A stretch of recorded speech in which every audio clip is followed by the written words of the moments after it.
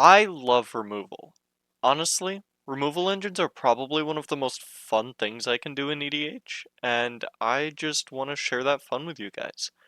You can use them to politic, create openings, or just stacks out your opponents. Most people hate slotting in removal, and I can see why.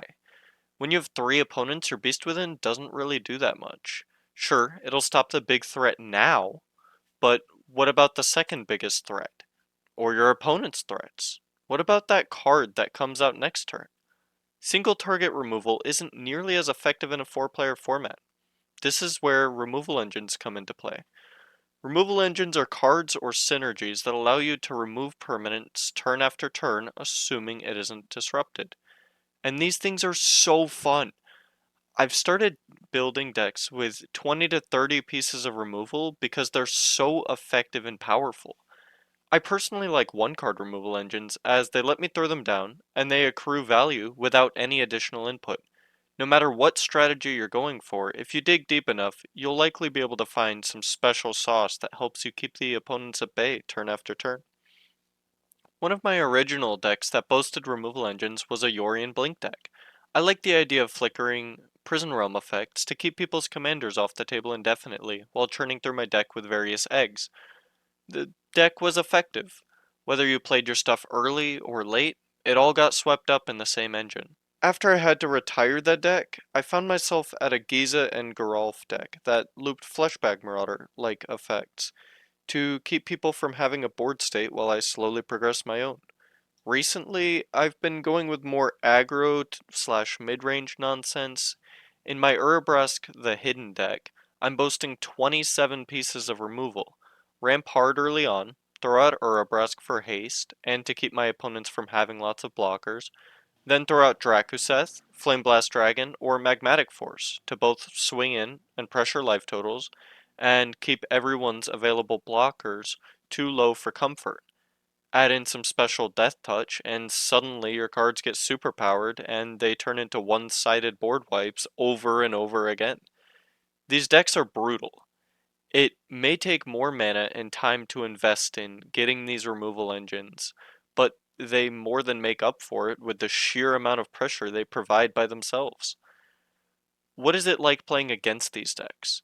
In my experience, it's difficult. If they set up early and aren't dealt with, it's hard to get out from underneath their big threats that smack you in the face and take out your board at the same time. These cards aren't perfect, however. A single board wipe will take them out and leave your opponent out more investment than they would have otherwise spent with a single target removal spell. And if timed properly, they may not even get to remove the thing they wanted to either. Combos also are a big weakness, as they rely more on cards in hand rather than what's on board. You can definitely stop some that require greater setup, but the counterplay to most that end the game on the spot is player removal, which these cards also do pretty good at. Removal can also act as a stacks piece. There have been several games in which I'd throw out an early magmatic force and keep my opponents from even casting their 3 toughness creatures because they know it'll just get removed anyways. At that point, I don't even have to use the trigger it gives me to keep the board state from being progressed. What about politicking?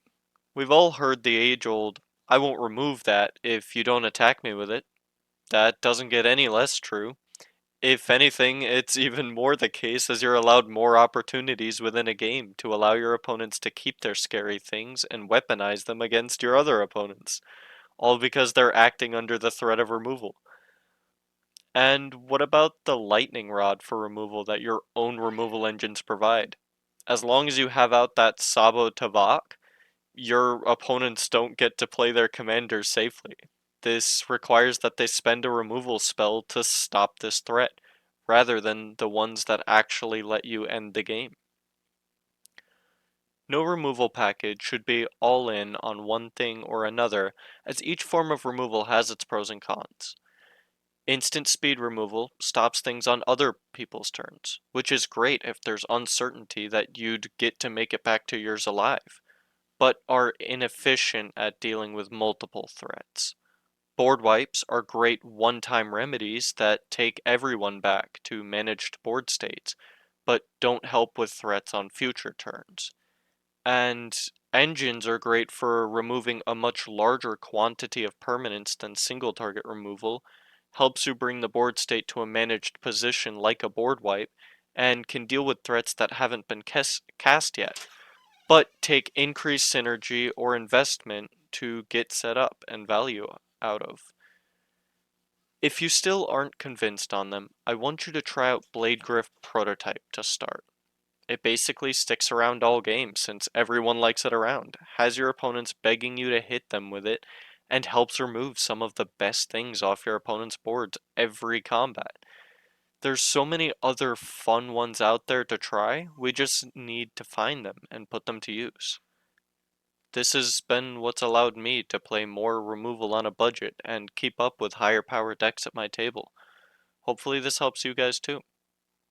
If you made it this far, consider sharing the video with someone else who might benefit from it.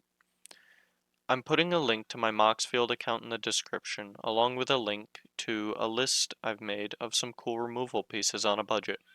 They aren't all good, but if some of them find homes in niche decks, then it'll mean someone's deck got upgraded. I'm thankful to you all that you have been watching my videos and sharing them with friends. It means a lot to me. Thank you all for allowing us to grow to become better deck builders together. This has been Tagos Rock, and I am out.